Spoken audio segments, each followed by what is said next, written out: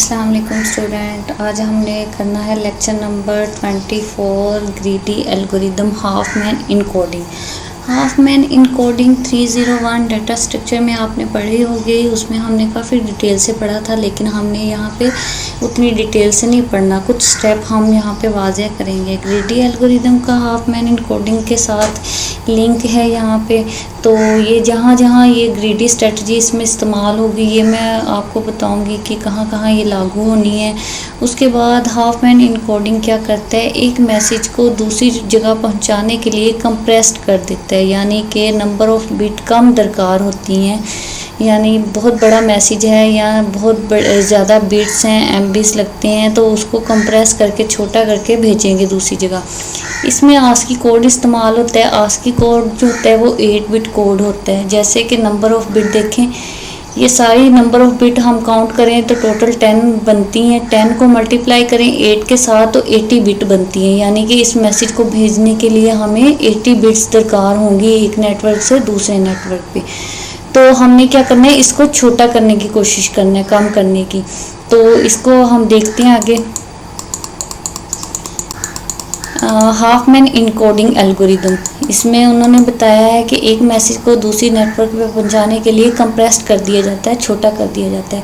जैसे कि लगा लें आपने कहीं जाना है, आप काफ़ी सारे कपड़े एक बैग में डालते हो, वो कंप्रेस्ड हो जाते हैं बैग में, लेकिन जैसे ही आप जगह पे पहुंचते हो किसी जगह पे तो निकालते हो तो वो फिर फैल जाते हैं। तो इसका मतलब है कि वो कंप्रेस हो के एक नेटवर्क से दूसरे नेटवर्क पे चला गया, लेकिन जैसे ही दूसरे नेटवर्क पे गया है उसको डाउनलोड करके ओरिजिनल फॉर्म में हासिल कर लिया गया। तो यहाँ पे देखें वही करैक्टर है। ए जो था 5 दफ़ा आ रहा था तो उसकी फ्रीक्वेंसी क्या थी, हमने 5 कर ली। बी जो था उसमें 1 दफ़ा आ रहा है तो हमने क्या किया, 1 दफ़ा लिखा है। सी जो है 3 दफ़ा आ रहा है, 3 लिखा है। 1 दफ़ा ही डी आया है तो वो लिखा है। प्रोबेबिलिटी भी साथ निकाल दी है तो वो लिख लिया अब हमने। तो इस तरह हम क्या करेंगे कि उस मैसेज की देखें कि हर 5 ये टोटल बिट जो हैं 10 बिट लगी हैं इस मैसेज को भेजने के लिए, लेकिन प्रोबेबिलिटी को काउंट करेंगे तो ये बहुत ज़्यादा कम हो जाएंगी, मतलब कि नंबर ऑफ़ बिट कम दरकार होंगे इसमें।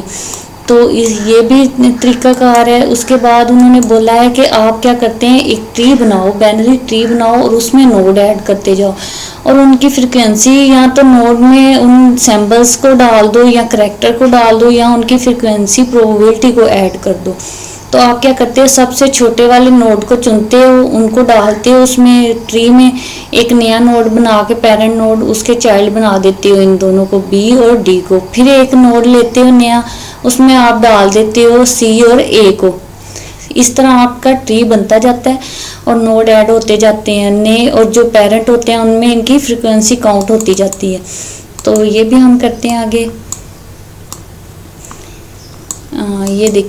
ये देखें कि सबसे जो कम बिट थी वो बी और डी की जो प्रोबेबिलिटी और फ्रीक्वेंसी थी वो कम थी। यहाँ पे देखें कि हाफ मैन इनकोडिंग में यहाँ पे देखें 110 हो गया है और 111। इसका मतलब है ये हाफ मैन कोड वर्ड है ये।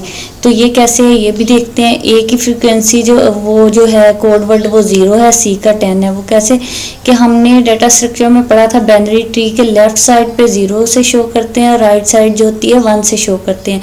तो ये 0 था तो 0 नीचे आ गया, ये 1 था और यहाँ पे पहुँचने के लिए हमने क्या किया, 1 और 0 10 हो गया। फिर हम गए, इधर जाना है हमने बी पे, तो 1 ये काउंट होगा, 1 ये होगा, 0 ये होगा, तो 110 हो जाएंगे। फिर हमने क्या किया, 1 1 1 और डी पे पहुंचने के लिए कोड वर्ड हो गया 111। अब ये जो है इनके अंदर जो है इसकी और इसकी प्रोबेबिलिटी को ऐड कर दिया गया है। इसकी प्रोबेबिलिटी को इसमें ऐड कर दिया गया है, एक ही प्रोबेबिलिटी को इसमें ऐड किया गया है, जो कि हमें दिखाया नहीं गया। लेकिन ये आपको चीज़ याद रखनी है कि इनके पेरेंट नोड में इनकी दोनों जो नोड इनके साथ अटैच होंगे उनको प्लस करके उनकी प्रोबेबिलिटी को, फ्रीक्वेंसी को उसमें ऐड कर दिया जाएगा। अब है प्रीफिक्स प्रॉपर्टी। इसमें उन्होंने देखें कि करैक्टर वही है, फ्रीक्वेंसी भी वही है, प्रोबेबिलिटी भी वही है। कोड वर्ड देखें, वही कोड वर्ड है जिसकी कम से कम थी बी और डी की फ्रीक्वेंसी और प्रोबेबिलिटी कम थी, तो देखें कि इनका कोड वर्ड सबसे ज़्यादा है।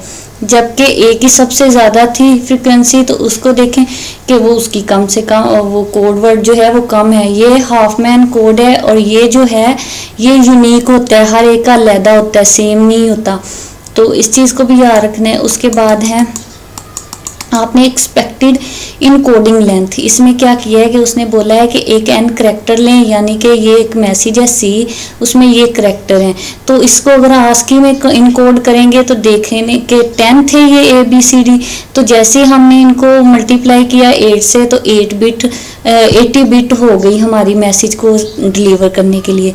लेकिन जैसे हमने हाफमैन इनकोडिंग में करेंगे तो ये टोटल काउंट करेंगे, ये हमारी होंगी 17 बिट, तो हमें ये मैसेज भेजने के लिए 17 बिट लगी हाफमैन इनकोडिंग में। लेकिन अगर हम इनकी जो है लेंथ और इनकी प्रोबेबिलिटी को काउंट मल्टीप्लाई करके इन सबको प्लस करें तो 1.7n आएगी, जबकि ये बहुत ज़्यादा कम है 80 बिट से और 17 बिट से।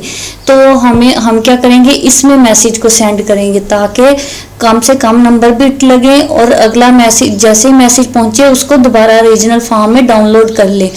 तो ये आपको याद होगा कि ईमेल वगैरह हम भेजते हैं या कोई फाइल भेजनी है तो वो कम बिट में जाती हैं, लेकिन जैसे ही डाउनलोड दोबारा अगले अपनी डेस्टिनेशन पे पहुंच के की जाती हैं, दूसरे लोग करते हैं, तो वो दोबारा अपनी ओरिजिनल फॉर्म में आ जाती हैं।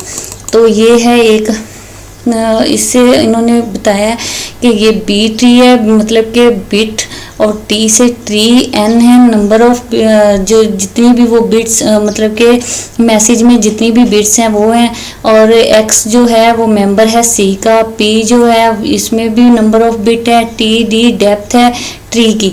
तो ये इतना ज़्यादा ज़रूरी नहीं है आप लोगों के लिए।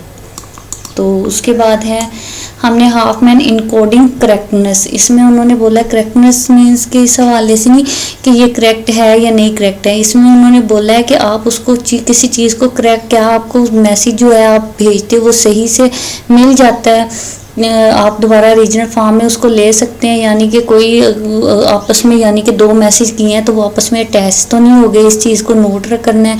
फिर उन्होंने यहाँ पे बोला है कि अगर आप एक ट्री बनाते हो और एक ट्री हाफमैन इनकोडिंग में बनाया जाता है तो जो आप वाला ट्री होगा उसकी कॉस्ट ज़्यादा होगी, जबकि जो हाफमैन वाला होगा उसकी कॉस्ट जो होगी वो इंक्रीज नहीं होगी, वो कम ही होगी।